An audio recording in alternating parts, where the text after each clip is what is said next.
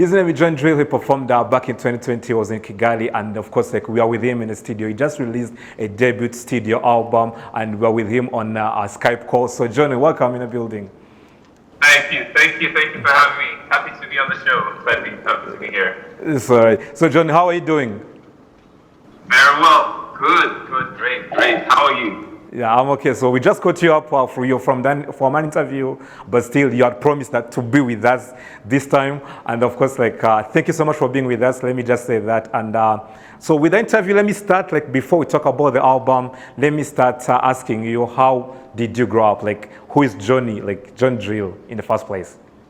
Yeah. Well, my real name is Johnny Drille. I'm from Edo State in Nigeria. Grew up in a family of 7. My dad, mom, I have 4. I have younger brothers and 1 older sister. It's very pretty conservative upbringing, but it was good. I got introduced to music at a very early age.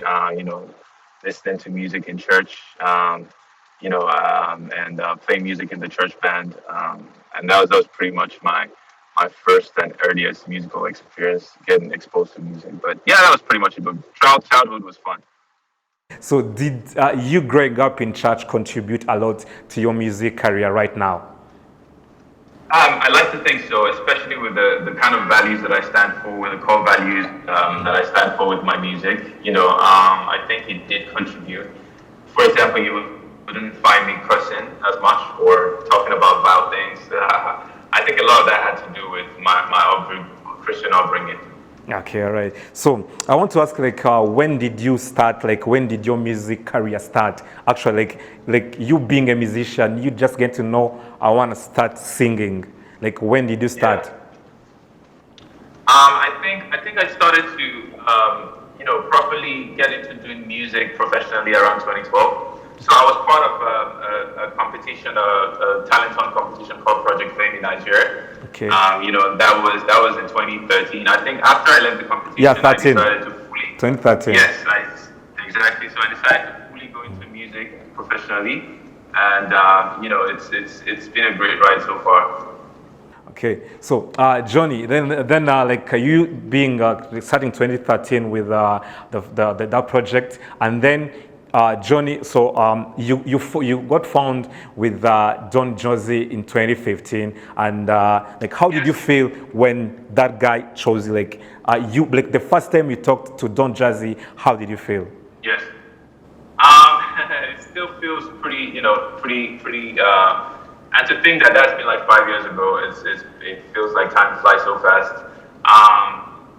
Getting to meet Don Jazzy, being that boy, that known boy from nowhere, and getting to meet someone like Don Jazzy who was ready to invest in me as an artist and to support me and push me as an artist was amazing. And again, it's Don Jazzy is one of those people in the industry that you look at and he's paved the way for so many people, and to be a part of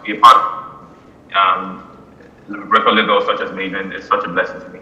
Okay, all right. So you got signed into Maven Records 2 years later. Like you got the deal 2 years later, but you worked hard for those 2 years to be in Maven Records. So what did those 2 years teach you? I think if anything, and I stuck with those lessons from those 2 years, is the fact that I needed to, even regardless of whether I had a record label or not, I needed to be able to. Can you hear me? Yes, I can. Okay. Yeah. So I say in those 2 years, it just taught me that I needed to be able to work even twice as hard, even after getting into a record label, because the fact that I was getting signed didn't mean that things were going to get easier. It just meant that I had so much work to do to be able to get to that top level. And I think those are the lessons I learned those 2 years. I needed to work, even signed or no sign. So, okay, all right. So, like, before you released an album, like the one you got to talk about, you had so many singles. You had Hallelujah with Simi, you had Wait For Me, Romeo and Juliet, and so many other singles. Like, what took you so long to decide to do an album after 5 years? I think again, time and chance happens to every one of us. I think if I wanted to put a project, if I wanted to put an album, say 2 years ago I could have because of the amount of songs I had. But I just think this was the right time, especially knowing how far I've come into the industry. I think the fans were ready for it. I think I personally was ready for it. My record label were ready for it, and I just took that chance and went for it. And it's amazing to see all the feedback and reaction so far. Okay, right. So you also doing that, the music and everything else, and the fans loved you so much with whatever that you're doing with the singles and the collabos that you had.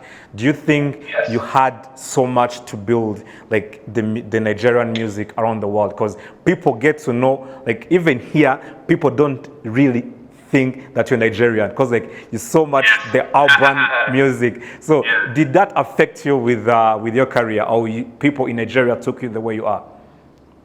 I think again, I think I owe it to the fans who have accepted me and the kind of music that I make, knowing that the kind of music I make is not the one you'd expect from, say, an artist from Africa or from Nigeria. And I think again, it just goes to show how much Nigerians appreciate uniqueness, how much Africans in general appreciate people that are different, that try to be different. So it's a blessing that I'm able to do the kind of music that not used that we're not so used to around here, and still get as much of appreciation from all over Africa, from Nigeria, from Rwanda, it feels really good. It feels good. So, and then you also performed in Rwanda. You were here, I think, like last year in Feb. So, how did the experience? Yes. Like, how was the experience in Rwanda, performing in Rwanda? It was great. I was in Kigali for the Kigali Jazz Junction in 2019. It was amazing. Coming from Nigeria, I haven't never been to East Africa before, never been to Rwanda before. I been there in Kigali for Kigali Jazz Junction. I've seen everybody sing along to my music, seen all the fans, and sometimes I even walk the streets and see people walk up to me and be like, "Hey, are you Johnny Drille?" And it was such a fulfilling feeling to know that my music was getting appreciated outside of Nigeria. Okay, all right. And then they also doing that, also having those tours. I want you to tell me what was your journey like outside Nigeria, like worldwide? Like how did it Yes. grow, and how do you think it is doing? Like the journey, like people getting to know you outside Nigeria, like worldwide. You have done tours and you also traveled, and then like take me through that journey that you have been outside of Nigeria. As a matter of fact, I was in the U.S. About a month ago. To go continue push my music outside of the shores of outside of Africa, and of course there's a lot of work that needs to be done. But I think there is a fan base in so many cities of the world, and it's about having the opportunities to reach out to them. Thankfully, I've been to Rwanda, I've been to a couple of African countries. Now I'm trying to even spread to places like the United States and United Kingdom. Of course, it's like I said, it's going to be a lot of work, but I'm ready to put in all that work. Thankfully, I have a few friends in the music industry in the US. For example, John Bellion, who I was in the studio with when I was there a month ago. And so it's about having these relationships, and I'm trying to build as many relationships as I can with some American artists, with music industry people, and just let's get African music. Big shout out to everybody pushing out music outside of Africa, and just get the music to outside of Africa and the world in general.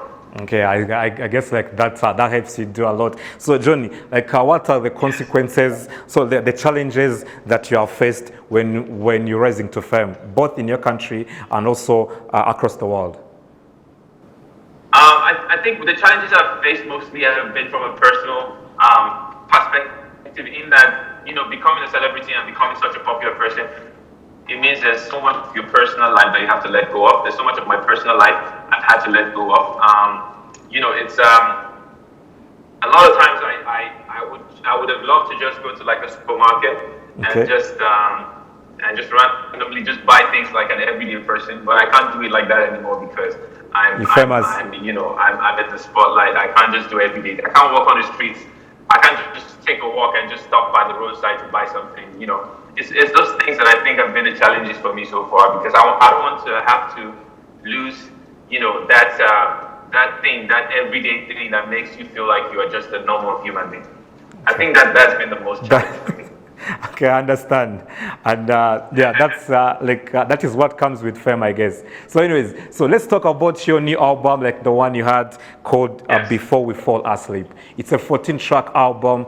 What, Yes. take, Yes, it is. take me through that journey of recording it. How, Yes. what are the challenges that you faced recording Before We Fall Asleep? Yeah, so Fall Asleep, my brand new album, if you want to count from the first song the album that I recorded, so you would say probably I've been recording since about 2016. So it was an amazing process to be able to record all those, all those songs and the 14 songs that made the album. And, to be able to collaborate with people like Don Jazzy, Ladipo, Ira Star, it was such a blessing. And of course, it wasn't easy, especially because I had to produce a lot of the songs of the album. I had to mix and master all the songs of the album to do it. And of course, for the first time ever, you find me as Johnny Drille being daring, trying new things, trying to experiment with different sounds. And thankfully, I was able to own these sounds, not just sound like I'm trying to be something, but actually make sure the sounds are a reflection of me as well as an artist. And yes, it's such a beautiful album, and I encourage everybody to go listen to it. Okay, all right. So, closing on with the interview, I want you to give a message to your people in Rwanda. Tell them something that right now. Oh, Rwanda, thank you so much. I've been in Rwanda once, and it was an amazing experience. It was an amazing place. The people are amazing and beautiful. I see you guys on social media always, shout me out, tell me how much you appreciate my music. Thank you so much. I appreciate that from the bottom of my heart. And I've got a brand new album out. It's called Before We Fall Asleep. You should totally check it out. It's amazing. It's amazing. Don't stop supporting Johnny Drille. I'm sure I will see you soon in Rwanda.